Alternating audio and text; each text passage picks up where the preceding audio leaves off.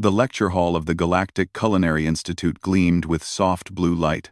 Rows of seats curved around a central platform where Instructor Velthar stood, her delicate sensory tendrils waving gently as she prepared her presentation. The Institute floated in the neutral space of Station Harmonious Plate, a place where beings from hundreds of worlds came to learn the art of preparing food for the galaxy's many species. Today's class held 23 students. There were Krell like Velthar herself, with their green, translucent skin and gentle ways. Several Vexians sat in the back rows, their forearms taking careful notes on data pads. A group of Zenthari students clustered together, their thick fur coats making them look larger than they were, and in the middle row, sitting alone but appearing comfortable, was Marcus Chen, the only human in the entire program. Velthar touched the control panel, and a holographic image appeared above the platform.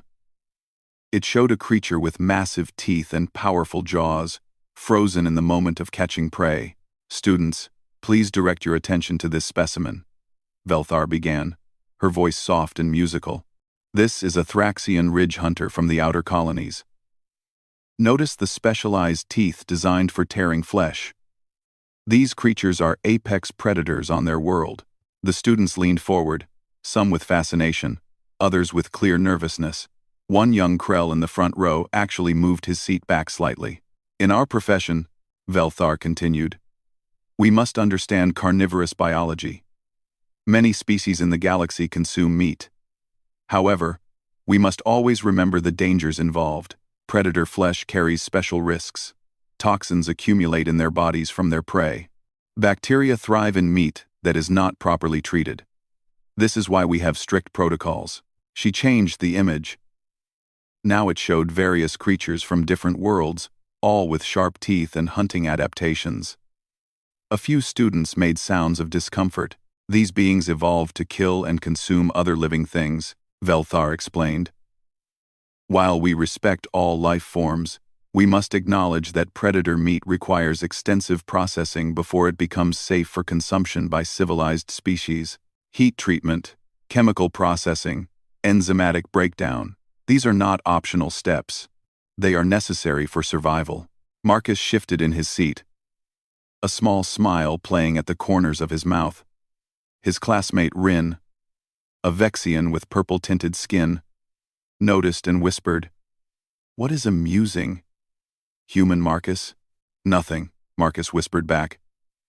"Just remembering dinner last night." Velthar's tendrils focused in their direction, and both students fell silent. The instructor continued her presentation. "Now, let me show you one of the most dangerous predators from the human homeworld of Earth," Velthar said. She seemed unaware of any irony in her words. "This creature is called a great white shark.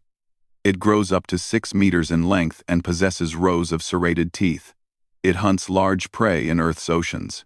The hologram now displayed a massive shark, its mouth open, teeth gleaming. Several students gasped. The shark looked terrifying even in still image form.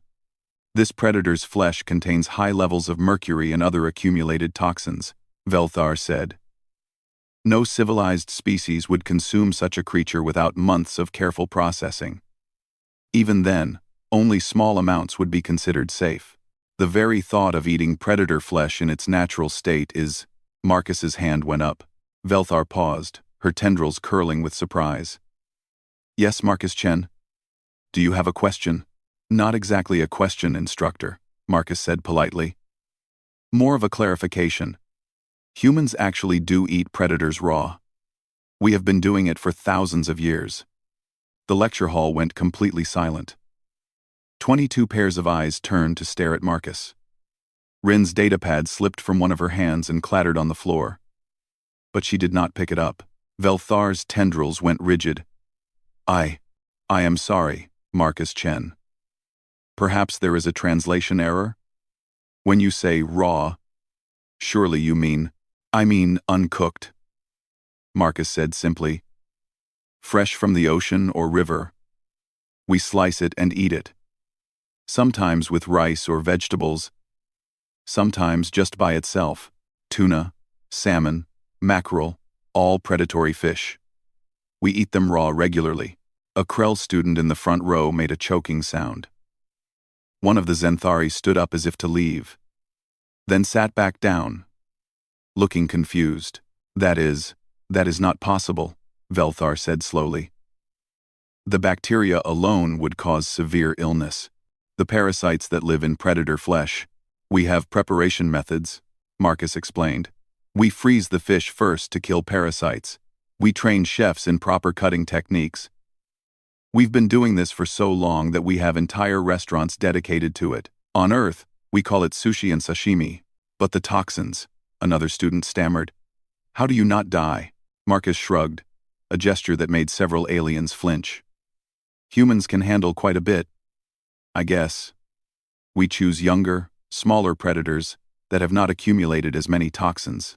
We do not eat predator meat every single day, and our bodies seem to process it well enough. I had raw tuna just last night in my quarters. Velthar's tendrils had gone completely still, which Marcus had learned meant she was either very focused or very disturbed. Probably both. This will require investigation, Velthar said finally. Marcus Chen, would you be willing to demonstrate these preparation methods under controlled conditions? Sure, Marcus said. I'd be happy to. The rest of the lecture passed in a blur. No one paid attention to Velthar's carefully prepared slides about protein structures and safe cooking temperatures. Everyone kept glancing at Marcus, the human who ate predators raw and somehow lived to talk about it. When class ended, students hurried out, speaking in excited whispers. Marcus gathered his things slowly, noticing how the others gave him a wider space than usual. Rin approached him cautiously. Marcus, are all humans like you? Like me, how? So, brave? Or, perhaps, reckless? Marcus laughed. We're just hungry, Rin. Just hungry. 3 days after Marcus's announcement in class, the demonstration was scheduled. The news had spread through Station Harmonious Plate like wildfire. A human was going to prepare and consume raw predator flesh in front of witnesses. Some called it educational. Others called it madness. The Institute's demonstration kitchen had been modified for safety. Medical personnel stood ready in the adjacent room. Instructor Velthar had insisted on having 3 different species of doctors present, just in case Marcus suffered some delayed reaction that only his species would recognize. The kitchen itself had been fitted with additional ventilation systems and quarantine fields. Marcus found all the precautions slightly amusing but understood them. To these beings, what he was about to do seemed as dangerous as juggling live explosives. The audience section held 40 beings, instead of the usual 23 from his class. Word had spread, and faculty members had asked to observe. Even Director Com, the station's administrator, sat in the back row with his 6 eyes focused intently on the kitchen area. Marcus stood at the preparation counter, wearing the standard white chef's coat of the Institute. Before him, arranged on ice, were several fish he had kept in stasis since leaving Earth. He had planned for this moment, knowing that someday he would need to explain human food culture to his alien classmates. Good morning, everyone, Marcus began, his voice calm and friendly. Thank you for coming. Today I am going to prepare a traditional Earth meal called sushi. The word means sour rice in one of our languages, but most people know it as the art of preparing raw fish. He gestured to the fish before him. These are tuna, salmon, and yellowfin. All 3 are predatory species from Earth's oceans. They hunt smaller fish, squid, and other marine life. In the wild, they are fast, powerful, and efficient hunters. A Krell student raised a trembling hand. And you truly eat these without cooking them? Without cooking them, Marcus confirmed. He picked up a knife. And several beings in the front row leaned back. This is a special blade we call a sashimi knife. It is very sharp and designed for one purpose: making clean cuts through fish flesh. Velthar's tendrils coiled nervously. Marcus Chen, perhaps you should explain the safety protocols first? Before you begin cutting? Good idea, Marcus agreed. He set down the knife. First, these fish have been frozen for 7 days at -20 degrees standard temperature. This kills any parasites that might be living in the flesh. Second, I will only use fish from clean ocean waters, tested for contamination. Third, I have trained for years in proper handling techniques to avoid bacteria transfer. He paused, looking around the room. On Earth, chefs study for many years to prepare this food correctly. It is not something we take lightly. We respect the danger, but we also understand how to manage it. Rin, sitting in the front row, spoke up. But why? Why would humans risk eating dangerous food when you could simply cook it and be safe? Marcus smiled. That is a good question. The answer is taste and tradition. Raw fish has a texture and flavor that cooking destroys. It is smooth, clean, and allows you to experience the true nature of the fish. Also, our ancestors discovered that this method preserves certain nutrients that heat would eliminate. He picked up the knife again, this time moving slowly so everyone could observe. Watch carefully. I will demonstrate the cutting technique. He placed the tuna on the cutting board. With smooth, practiced motions, he began slicing the deep red flesh into rectangular pieces. Each slice was uniform, about the width of 2 fingers and as long as a hand. The knife moved through the fish like it was passing through air. The audience watched in complete silence. Even the sound of breathing seemed to have stopped. Notice how I angle the blade, Marcus explained. This cut preserves the muscle structure and creates the proper texture. If I cut incorrectly, the fish becomes tough or falls apart. Within minutes, he had created neat rows of red tuna slices, pink salmon pieces, and lighter yellowfin portions. They gleamed under the kitchen lights, looking almost like precious gems. Now I will prepare the rice, Marcus said. He opened a container that had been warming nearby. Steam rose from white rice that had been seasoned with vinegar, sugar, and salt. This is sushi rice. The vinegar was added while the rice was hot, and now it has cooled to room temperature. The sourness of the rice balances the richness of the fish. He formed small mounds of rice with his hands, then carefully placed a slice of fish on top of each one. His movements were precise and efficient, the result of countless hours of practice. This style is called nigiri, Marcus explained. The fish rests on the rice like this. Some people add a tiny amount of wasabi, a spicy plant paste, between the fish and rice. I will skip that today since many of you have sensitive systems. He created 12 pieces total, 4 of each fish type. Then he arranged them on a rectangular plate in a pleasing pattern. The final presentation was beautiful. Almost like art. Velthar's tendrils had relaxed slightly. It is visually appealing. But Marcus Chen, you truly intend to consume this now? I do, Marcus said. He prepared a small bowl with soy sauce, a dark liquid made from fermented soybeans. This is for dipping. It adds saltiness and depth. He picked up 2 thin sticks, chopsticks, and selected a piece of tuna. Everyone leaned forward.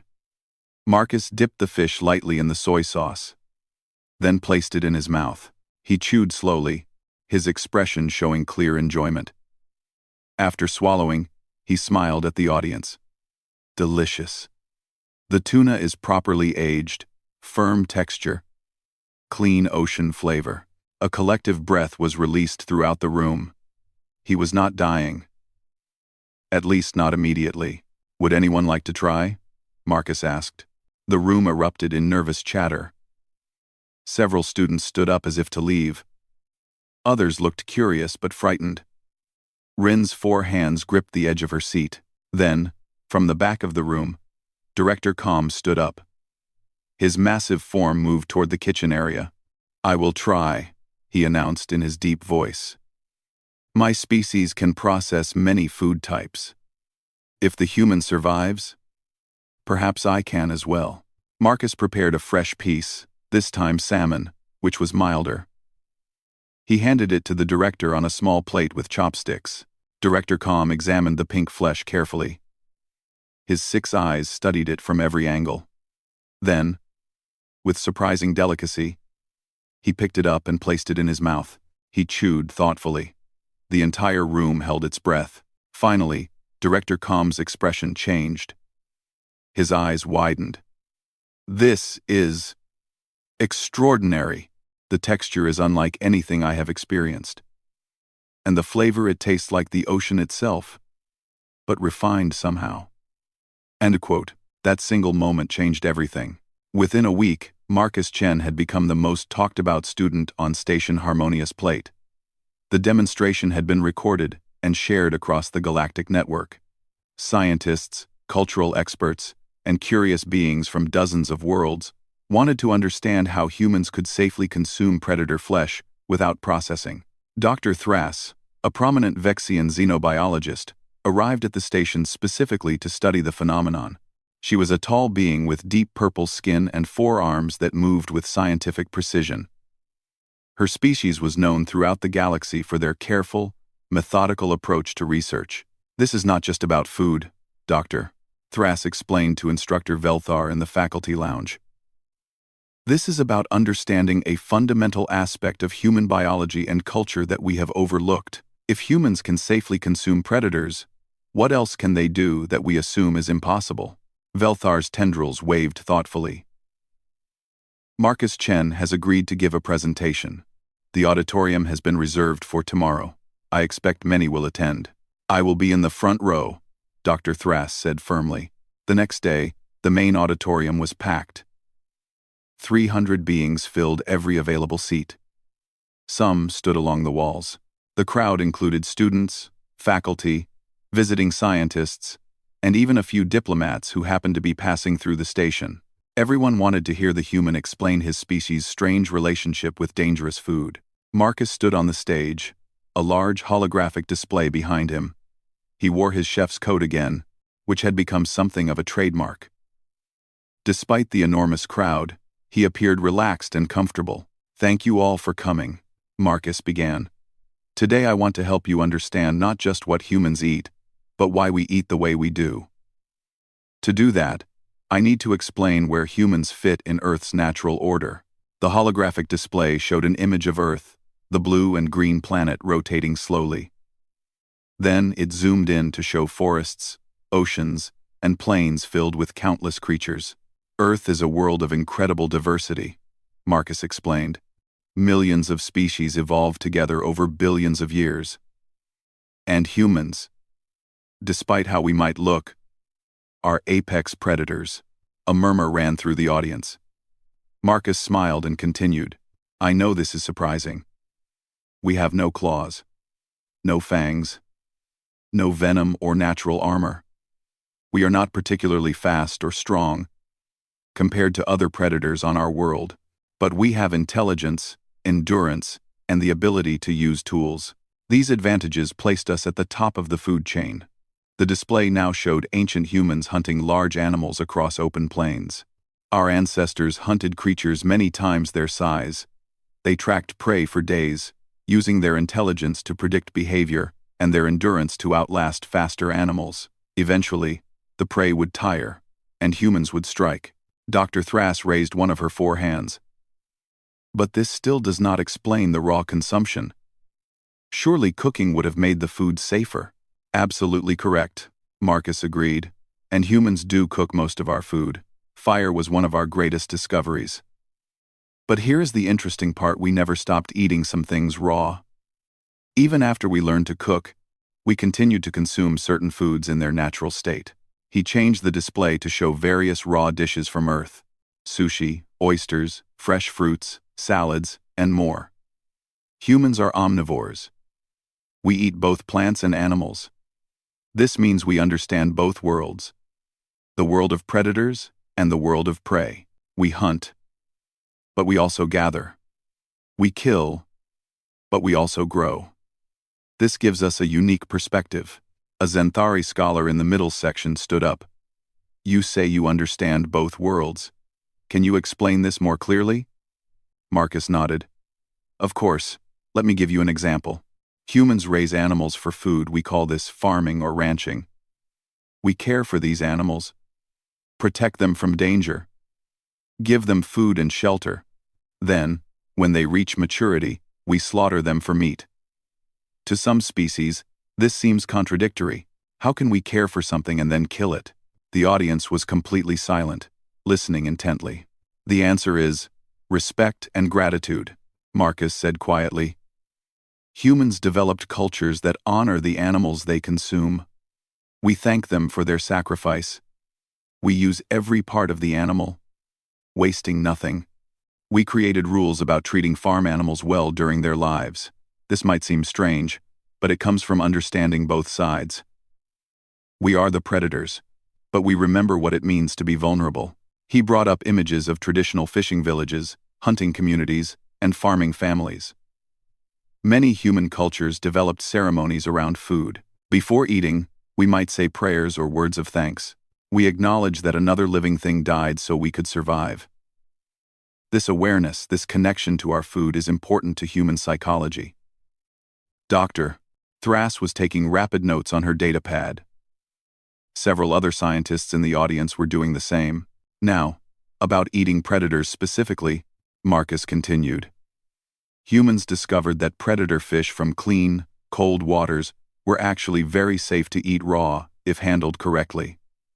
The flesh is firm, clean, and contains healthy oils. We learned which species were safest, what time of year to catch them, and how to prepare them properly. The display showed the process step by step: catching fish, bleeding them immediately, storing them on ice, freezing to kill parasites, and finally the careful cutting and presentation. But we do not just eat raw fish, Marcus added. We also eat raw beef, called carpaccio, or steak tartare. We eat raw shellfish like oysters and clams, which filter ocean water through their bodies. We eat ceviche, where raw fish is cooked by acid from citrus juice. We even eat fermented fish that has been aged for months. A collective sound of discomfort rippled through the audience at the mention of fermented fish. Marcus laughed good-naturedly. I know it sounds extreme, but here is what I want you to understand. Every culture in the galaxy has foods that seem strange or dangerous to outsiders. The difference is that humans are curious and adaptable. We try things, we experiment, sometimes we get sick, and we learn from that. But we keep exploring because we want to understand the full range of what is possible. He paused, looking around the auditorium. Humans eating raw predators is not about being reckless or brave. It is about knowledge, tradition, and respect for food. We know the risks, and we manage them carefully.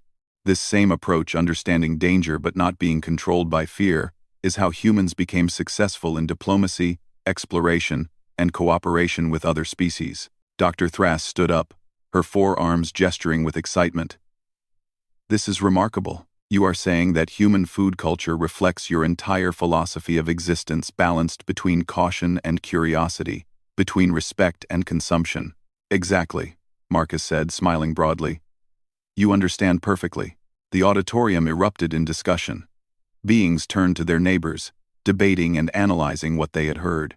Instructor Velthar's tendrils waved in patterns that Marcus had learned, indicated deep thought. In that moment, Marcus realized that he was not just teaching his classmates about food. He was building a bridge between humans and the wider galaxy. One meal at a time. Marcus's presentation sparked something unexpected at the Galactic Culinary Institute. For 3 days after his lecture, Director Com's office was flooded with requests from students, faculty, and even outside researchers. Everyone wanted to learn more about human food culture and what it revealed about humanity itself. On the 4th day, Director Com called Marcus to his office. The large administrator sat behind a desk made of crystallized minerals from his home world. His 6 eyes studied Marcus with a mixture of curiosity and calculation. Marcus Chen, Director Com began, his deep voice filling the room. Your demonstrations have created quite a situation here at the Institute. Do you understand what you have accomplished? Marcus shifted in his chair, uncertain if he was in trouble. I just showed people how to make sushi, Director. I did not mean to cause problems. Problems? Director Com's mouth curved into what Marcus had learned was a smile for his species. You have not caused problems. You have revealed a blind spot in our understanding of interspecies relations. For years, we have taught students to prepare food safely, following strict protocols. But we never asked why different species eat what they eat. We never explored the cultural meaning behind food choices. He leaned forward, his massive frame making the desk seem small. I want to create a new program here at the Institute. A cultural exchange focused on food courage, the concept that every species has foods they consider daring, meaningful, or sacred. And I want you to lead it. Marcus blinked in surprise. Me? Director, I am just a student. I have not even graduated yet. You are the perfect choice, Director Com insisted. You have already proven you can explain complex cultural concepts in ways that others understand. You can prepare food that challenges assumptions while keeping everyone safe. Most importantly, you see food as more than nutrition, you see it as connection. Marcus sat quietly for a moment, thinking. Then he smiled. If I do this, I want to make sure it is not just about humans. Every species here should share their own version of food courage. We all have something to teach each other. Agreed, Director Com said immediately. When can you begin? 2 weeks later, the Cultural Exchange Program held its first session. Marcus had worked with Instructor Velthar to design a curriculum that would be both educational and safe. The classroom had been modified with separate preparation areas for different species, along with advanced testing equipment to check food compatibility. 15 students had enrolled a mix of species that Marcus had carefully selected based on their curiosity and open-mindedness. Rin was there, of course, along with several other members of his original class, but there were also new faces, including a young Zenthari named Korth and an elderly Methian scholar called Ziv-21. Marcus stood before them, no longer nervous about teaching. Welcome to the first session of our program. Today, we are going to explore what I call culinary courage, the foods that your culture considers special because they require bravery, skill, or wisdom to prepare and consume. He gestured to his preparation area, where he had arranged ingredients from Earth. I will start by sharing something new from human culture. Then, over the coming weeks, each of you will present a food from your own world that carries cultural significance. On his counter sat several items that made the students lean forward with curiosity. There were dark chunks of something solid, small fish with intact heads, and what appeared to be moldy cheese. These foods represent different types of human courage, Marcus explained. First, this is chocolate made from fermented seeds of a tree. The seeds are bitter and must be processed, roasted, and combined with other ingredients. Ancient humans discovered this process through experimentation. He broke off pieces of dark chocolate and passed them around to students whose biology could handle it. Those who tried it made sounds of surprise and pleasure at the bitter-sweet complexity. Next, these are anchovies, small fish, that have been preserved in salt for months. They are very strong in flavor, and many humans find them challenging. But those who enjoy them say the taste is deeply satisfying. The anchovies were more difficult. Only a few students were brave enough to try them, and the reactions were mixed. Korth, the Zenthari, seemed to enjoy them, while Rin politely declined after one small taste. Finally, this is blue cheese, Marcus said, holding up a wedge of white cheese streaked with blue-green veins. This cheese has been intentionally aged with specific types of mold. Humans discovered that certain molds create incredible flavors rather than making food dangerous. The reaction to the cheese was immediate and dramatic. Several students moved their seats back. The smell alone was challenging for their sensitive systems. I know it seems wrong, Marcus said with a grin. Mold usually means food has spoiled. But humans learn to control which molds grow and use them intentionally. Some of our most prized foods involve careful spoilage, cheese, fermented vegetables, aged meats, and more. Dr. Thrass, who had been observing from the side of the room, spoke up. This is fascinating. Humans do not just eat dangerous foods, you eat foods that appear to be already decomposing. You have turned decay into delicacy. Exactly, Marcus agreed. We learned that not all decay is bad. Some processes that look like rot are actually transformation. The trick is knowing which transformations are safe and which are not. Over the next hour, Marcus explained the science behind fermentation, aging, and controlled decomposition. He discussed how humans had been preserving foods this way for thousands of years, long before refrigeration existed. It was both survival necessity and cultural development. When Marcus finished, he opened the floor to questions. The students asked about everything from specific bacteria strains to regional variations in fermented foods. The session ran 30 minutes longer than scheduled because no one wanted to leave. The following week, it was Korth's turn to present. The young Zenthari brought frozen samples from his home world meat, from ice predators that lived in the frozen mountains of his planet. My people hunt these creatures during the coldest season, Korth explained, his thick fur bristling with pride. The hunt requires teams of 12 hunters and takes many days. The meat must be prepared immediately after the kill, while the body is still frozen, and eaten raw within hours. If you wait too long, it becomes too tough to consume. He prepared thin slices of the pale meat, which had a texture like frozen crystal. Those students who could safely try it reported that the flavor was clean and sharp, almost like tasting ice itself. This food represents courage for my people because the hunt is dangerous, Korth said. Every year, some hunters do not return. But we continue because this tradition connects us to our ancestors and to our harsh world. When we eat this meat, we honor those who risked their lives to provide for the community.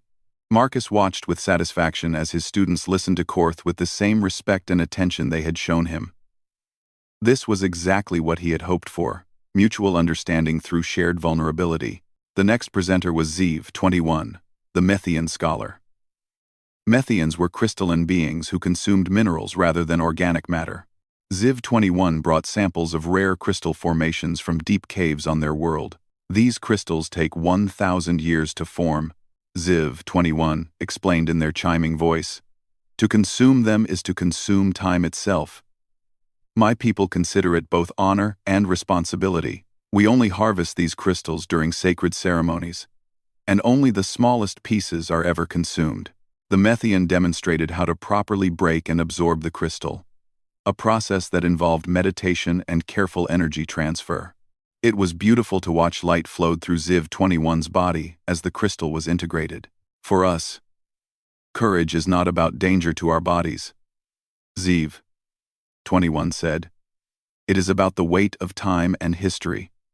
To consume something so ancient requires humility and respect. As the weeks continued, each student presented their culture's special foods. A Krell student shared living algae blooms that required precise timing to harvest safely. A Vexian demonstrated the preparation of crystal-infused nectar that required 4 hands working in perfect coordination. Each presentation revealed something profound about the presenting species, their values, their history, their relationship with their environment. Marcus realized that Director Com had been right. Food was not just about nutrition or even survival. It was about identity, connection, and understanding. Through these exchanges, the students were learning to see each other not as aliens, but as fellow beings navigating the challenges of existence in their own unique ways. 3 months after the cultural exchange program began, Station Harmonious Plate received urgent news. A major diplomatic summit would be held there in 2 weeks. 5 species with ongoing territorial disputes over a resource-rich star system would meet to negotiate. Previous summits had failed, partly because the diplomats could not even agree on meal arrangements. Each species found the other's food requirements either disgusting or incomprehensible. Director Com called Marcus to his office once again. This time, Instructor Velthar and Dr. Thras were also present. All 3 looked concerned. Marcus Chen, we need your help, Director Com said without preamble. The Galactic Council has asked us to host this summit because we are neutral territory. But every previous attempt at a unity dinner has ended in disaster. The diplomats leave more divided than when they arrived. Velthar's tendrils drooped with worry. Food is supposed to bring beings together, but when species cannot understand each other's dietary needs and cultural practices, it becomes another point of conflict rather than connection. Dr. Thras added, "We have seen what you accomplished with the cultural exchange program. Students who once feared each other's food now share meals regularly. They have learned that different does not mean wrong. We believe you can help these diplomats understand the same thing." Marcus felt the weight of their expectations. "You want me to prepare a meal for the summit?" "Director, These are important diplomats. I am still a student. You are more than a student now, Director Com said firmly. You are a bridge builder. You understand that food courage is universal, even if it takes different forms. The question is, will you help us? Marcus thought about his classmates sharing their traditional foods, learning to appreciate each other's cultures. He thought about Korth's frozen meat, Ziv 21's ancient crystals, and his own raw fish. Different forms of courage, but courage nonetheless. I will help, Marcus said. But I cannot do it alone. I will need chefs from each of the 5 species. We must work together to create something none of us could make separately. Over the next 2 weeks, Marcus worked harder than he had ever worked in his life. 5 chefs arrived at the station, 1 from each of the disputing species. They were all accomplished in their fields but skeptical about working together. The Torvin chef, a being with multiple tentacles, refused to even enter the same kitchen as the Herix chef, whose species breathed different atmosphere. Marcus spent the first 3 days simply getting the chefs to talk to each other. He used the techniques he had learned in his cultural exchange program, showing respect, asking questions, finding common ground. Tell me about the bravest dish from your culture, Marcus asked each chef privately. Then, in a group meeting, he shared what he had learned. The Torvin chef spoke of deep-sea creatures harvested from crushing ocean depths, requiring perfect timing and skill. The Herix chef described crystallized air formations that existed for only moments before dissolving. The Kelthine chef explained about plant spores that were toxic unless gathered during a specific phase of their moon. The Vren chef detailed the preparation of living symbiotic organisms that required constant care. The Zentarii chef, a colleague of Korth's, spoke of ceremonial ice meats similar to what Marcus had already learned about. Do you see the pattern? Marcus asked them all. Every single one of your cultures values courage, skill, and respect in food preparation. The methods are different, but the meaning is the same. We honor what we consume, and we acknowledge the difficulty of obtaining it.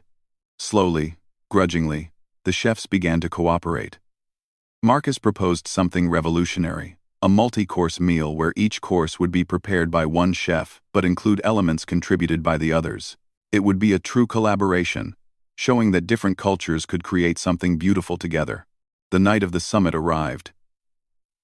The diplomatic delegations entered the grand dining hall with suspicion clear on their faces, in their postures, and in their biosignatures. They had been negotiating for 3 days with no progress. Many expected this dinner to be another failure. Marcus stood at the entrance to the kitchen, wearing his white chef's coat. Beside him stood the 5 chefs, each in their own traditional preparation garments. They had become, if not friends, at least respectful colleagues. The first course was served. It combined elements from all 5 cultures, a base of Torvin sea harvest, topped with Herix crystalline foam, surrounded by carefully prepared Kelthine spores, with drops of Vren living essence, all served on a bed of ceremonial Zentarii ice shavings. Marcus had prepared small portions of human sushi as garnish, representing the bridge between all cultures. As the dishes were placed before the diplomats, Marcus stepped forward to address the room. Honored guests, what you are about to eat represents something unique in galactic history. 5 species who are in dispute have worked together to create this meal. Each element required courage to obtain, skill to prepare, and wisdom to combine safely. He gestured to the chefs standing behind him. These masters of their crafts set aside their differences to show you something important. They showed that cooperation does not erase cultural identity, it honors it. Each dish tonight will tell the story of a different culture's relationship with courage, with risk, and with respect for food. The diplomats looked at their plates with new understanding. Slowly, one by one, they began to eat. The Torvin diplomat, tasting the Herix crystalline foam, made a sound of surprise. This is remarkable. I have never experienced anything like this texture. The Herix diplomat tried the Kelthine spores and nodded slowly. There is complexity here I did not expect. This required great skill. As the dinner progressed through 7 courses, something shifted in the room. The diplomats began asking questions about each other's food cultures. They shared stories about traditional meals from their homeworlds. They laughed about childhood memories of learning to eat challenging foods. Marcus watched from the kitchen entrance as Velthar approached him. Her tendrils waved with emotion. "Look at them," she whispered. "They are talking like colleagues, not enemies." By the final course, a dessert that combined sweet elements from all 6 cultures, including human chocolate, the diplomats were debating not territories, but recipes. They were comparing hunting techniques and fermentation processes. They were finding common ground in the most unexpected place. 3 days later, the summit concluded with a preliminary agreement. The disputed territories would be shared, with each species contributing their unique skills to joint exploration and development. It was not a perfect solution, but it was progress, real, meaningful progress. Director Com called Marcus to his office one final time.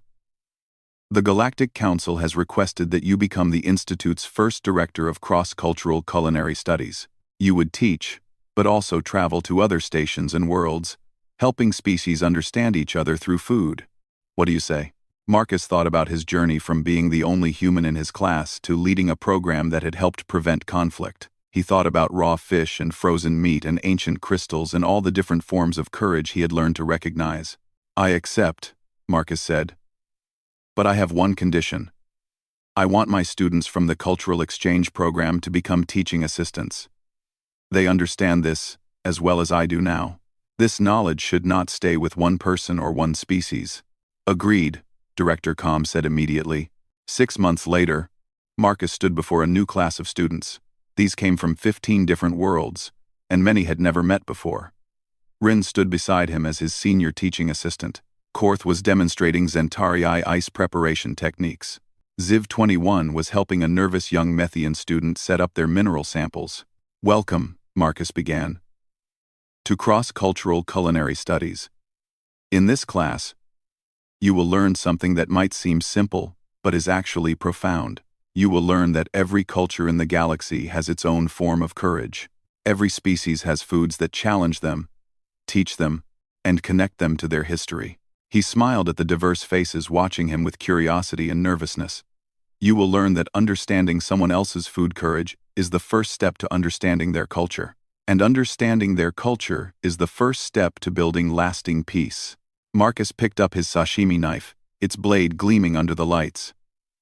"Now, let me tell you about a fish called tuna, and why humans have been eating it raw for thousands of years." As he began his demonstration, he noticed students leaning forward with interest rather than fear.